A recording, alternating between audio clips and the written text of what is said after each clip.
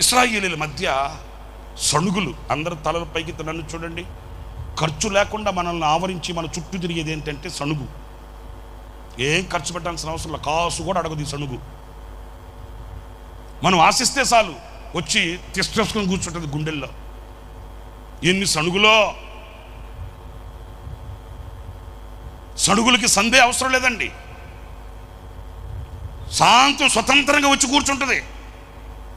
ఇంకా మీ మధ్యలో కూడా ఉంటారు కొంతమంది సణుక్కుంటూ గొణుక్కుంటూ కూర్చుంటారు. ఇప్పుడు స్టార్ట్ చేస్తాడు, ఎప్పుడు ఆపుతాడు అంటాం. ఎవడైనా అన్నాడు అసలు నిన్ను? కాస్త సౌండ్ ఎక్కువైనా ఇదొక సణుగు, కాస్త సౌండ్ తక్కువైందనుకో ఇదొక సణుగు. ఈ సణుగుకి సందే అవసరం లేదు. మాలో ఒక ఆయన ఉన్నాడు, పేరు చెప్పకూడదులేండి. ఆయనకి సణుగుల మహారాజు అని పెట్టాం పేరు మేము. ఎందుకంటే ఎప్పుడు చూసినా సణుగే అంటుంటాడు. భోజనాన్ని కూర్చున్నామా, అందరూ శుభ్రంగా ప్రార్థన చేసుకుని తింటుంటారా, ఈయన అటుగా ఏంటి ఇన్ని కరివేపాకులు వేసారంటో.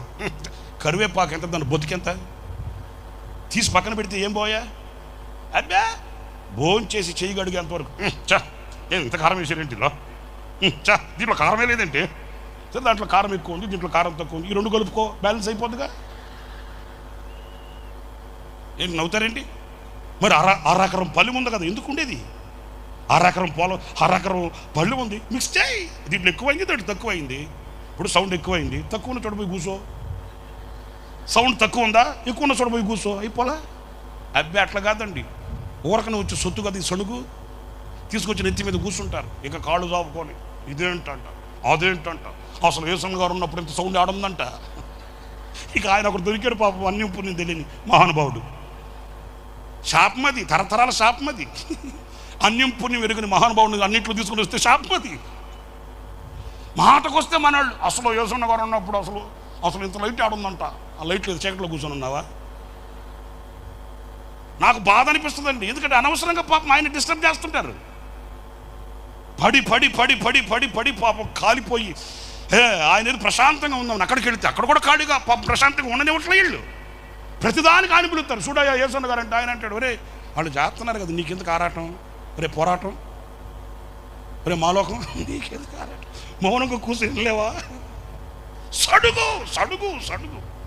ఇశ్రాయేలీలలో కూడా ఇది సొంతమైపోయింది. అప్పుడు దేవుడు ఒకటే చెప్పాడు, క్లుప్తంగా చెప్పేస్తానండి.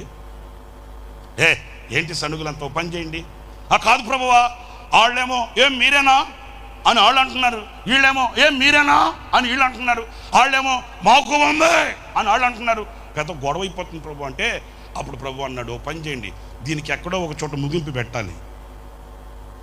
సణుక్కునేవాడు ఏదో సణుక్కుంటా ఉంటాడులే, గొనుక్కునేవాడు ఏదో గొనుక్కుంటా ఉంటాడులే, వచ్చేవాడు వస్తుంటాడు, పోయేవాడు పోతుంటాడు, ఏదో మనకెందుకు అనుకోకూడదు. దీనికి ముగింపు పెట్టాలి.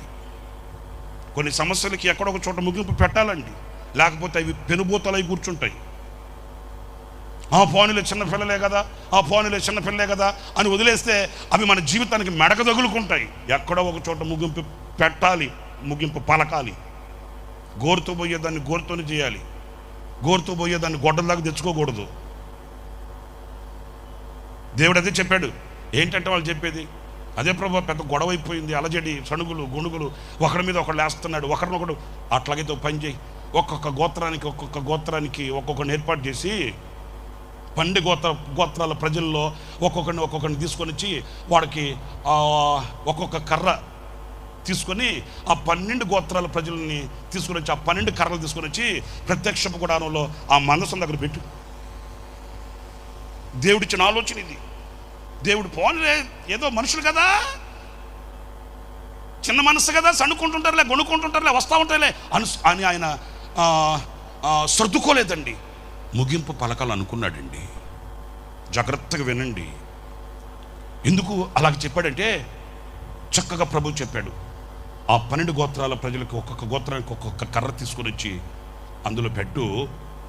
నేను ఎవరిని ఏర్పరచుకుందునో, నోటి ఆ మాట చాలా వాల్యుబుల్ వేడండి. నేను ఎవరిని ఏర్పరచుకుందునో వాని కర్ర చిగురుస్తుంది. గట్టిగా చప్పట్లు కొట్టకపోయారా? ప్రైజ్ ది లార్డ్, హల్లెలూయా. నేను ఆఖరిగా చెప్పి ముగిస్తున్నాను ఈ మాటని. వాని కర్ర చిగురుస్తుంది. నేను ఎవరిని ఏర్పరచుకున్నానో ఆ ఏర్పరచబడిన వాడు చిగురు పెడతాడు, చిగురిస్తాడు.